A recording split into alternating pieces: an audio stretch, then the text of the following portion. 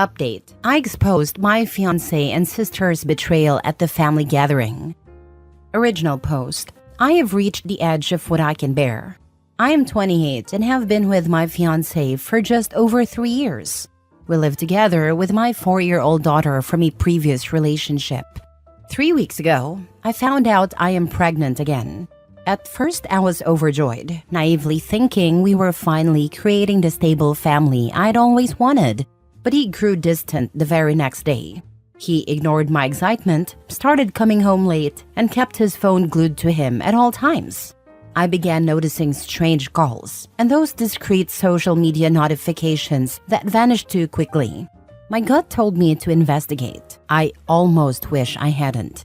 He has been secretly hooking up with my older sister behind my back. She was someone I always tolerated, even though she drags drama wherever she goes. She would hug me when relatives were around, pretend to be the supportive older sibling, then turn around and badmouth me to her friends. I never imagined she would crawl into my life this deeply. It felt like a slap in the face to read their messages mocking me for not noticing. He told her about the pregnancy before being honest with me about his doubts, and they joked about how stressed I would be raising another child. My sister bragged that our entire family thinks she is the more interesting and popular sibling, while I am just a quiet one who apparently deserves this. I don't know if they are still meeting in secret or if they just enjoy hurting me. My fiancé denies everything whenever I confront him, says I am hormonal, that my imagination is running wild. My sister keeps messaging me telling me to keep my mouth shut and stop being dramatic. I am done hiding my anger. My mother wants me to talk it out calmly, but how do I fix something so broken that I can barely breathe? My fiancé thinks I'll just accept this. He is counting on me being too shy or too pregnant to do anything. Tomorrow, I plan to blow this up in front of the entire family. We are supposed to have a casual get-together at our parents' house, ironically to celebrate my pregnancy announcement. I will gather my phone logs, screenshots, and all the humiliating texts they sent each other. Once all the relatives have settled in, I will put everything on display. No more secrets. I might burn everything in the process. I might lose any chance of a pleasant co-parenting scenario, but I feel like I have no other way to reclaim my dignity. I have been crying non-stop for days. My nerves are shot, and all I get from my fiancé is either the silent treatment or insults. My sister taunts me and acts like I am worthless. I see no reason to protect them anymore. I don't know what happens next. Maybe they will run off together. Maybe they will lie or twist things around to make me look insane. My fiancé hasn't contributed much financially, so I worry about affording my daughter and this potential new baby on my own. Yet, I cannot pretend everything is normal. I have to protect whatever self-respect I have left. I am going to set my entire world on fire tomorrow. Part of me feels terrified. The other part is numb. Regardless, I am done letting them tiptoe around my heart. If they wanted my silence, they should have hidden their betrayal better. Let everyone see exactly who they are.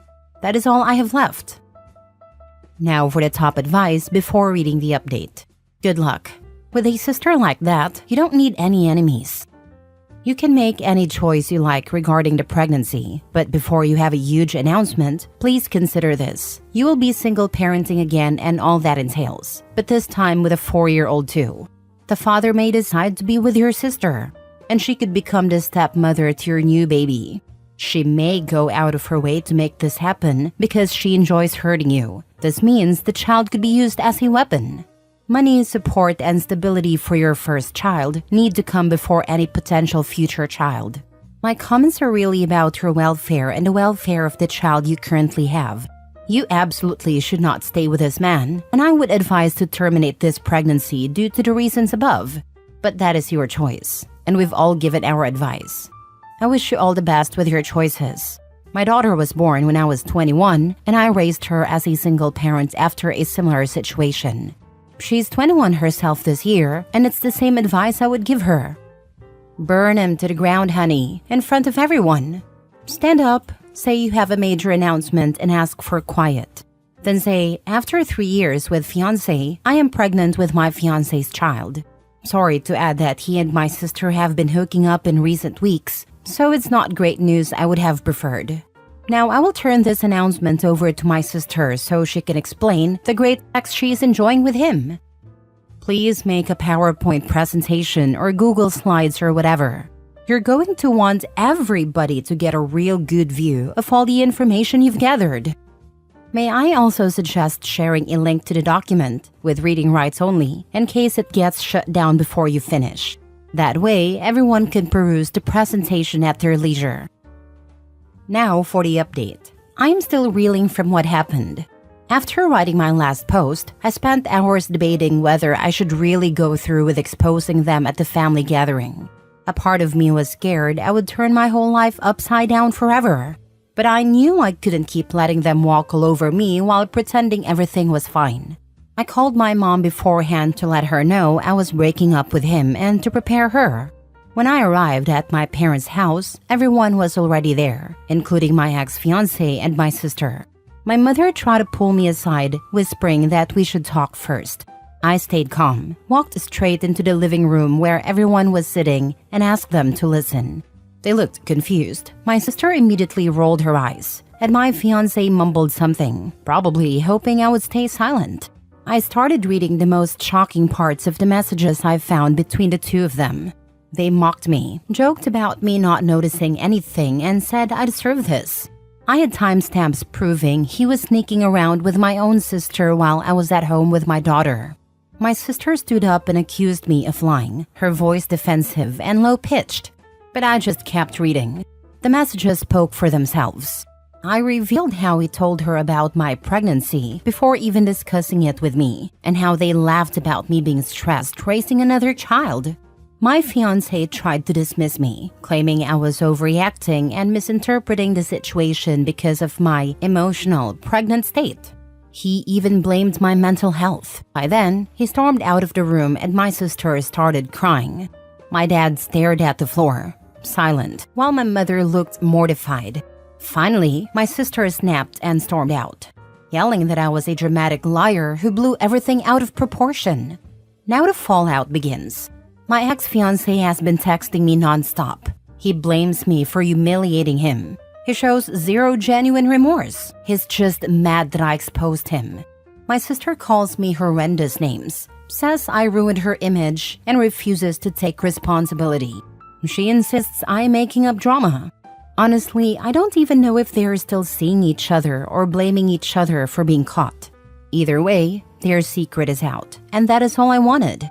I am now talking to a lawyer because this man barely contributed financially before. I have to protect my daughter and ensure I never have a child with him. The thought of raising 2 kids alone is terrifying.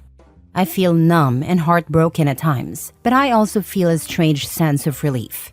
At least everyone knows the truth now. I exposed everything the day in the living room, but I am no longer being trampled on in silence. My sister and ex-fiancé can no longer laugh behind my back. Yes, things will probably get messy.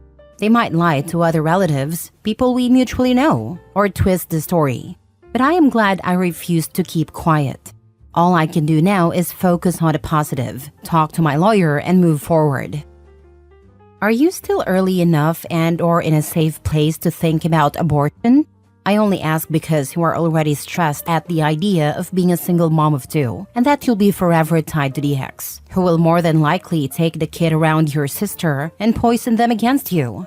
Not that it's an easy decision, but it might be the best one to take for your mental health and ability to cut ties quickly. And you can just tell everybody you had a miscarriage due to the stress they put you under.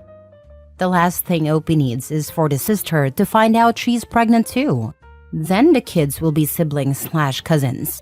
That would make for great family gatherings. Next story. My husband passed away and his ex-girlfriend wants me to adopt their kids. This is a long story, but I need to share because I'm feeling so overwhelmed. Everyone in my life has an opinion, some very strong opinions, and I just want to place the vent and get some unbiased perspectives. My husband died 1 week before Thanksgiving. We were, unofficially, separated at a time. We were not living together. I still loved him, but I had chosen to distance myself due to his drug addiction, in hopes that he would seek treatment and get clean. He was seeking help, but it wasn't enough, and he overdosed. He had struggled with it when he was younger, college age, but he got clean and stayed clean for many years. He had a girlfriend back then who also became addicted, and they had 2 kids. Ultimately, he got clean, got a good job, had his life in order, and was awarded custody of their 2 kids. I actually knew him back in elementary and middle school, but we lost touch when we attended different high schools. We didn't meet again until after that first instance of addiction and recovery. He had been clean for a few years when we met. His kids were 5 and 3 then, now they're 10 and 8.